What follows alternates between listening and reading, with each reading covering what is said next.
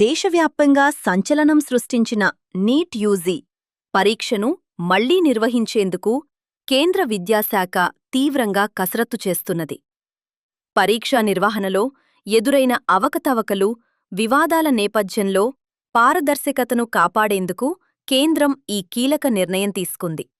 అయితే నీట్ పునఃపరీక్ష నిర్వహణకు అవసరమైన సన్నాహాలపై కేంద్ర విద్యాశాఖ మంత్రి ధర్మేంద్ర ప్రధాన్ తన నివాసంలో ఉన్నతాధికారులతో ఇప్పటికే పలు దఫాలుగా సమావేశం నిర్వహించారు. ఈ భేటీలో ఉన్నత విద్యాశాఖ కార్యదర్శి, National Testing Agency NTA director general, CBSE చైర్మన్తో పాటు పలువురు కీలక అధికారులు పాల్గొన్నారు. పకడ్బందీగా పరీక్ష నిర్వహణే లక్ష్యం. అయితే గతంలో ఎదురైన లోపాలు పునరావృతం కాకుండా పరీక్షను అత్యంత కట్టుదిట్టంగా ఎలా నిర్వహించాలనే అంశంపై ఈ సమావేశంలో సుదీర్ఘంగా చర్చించారు.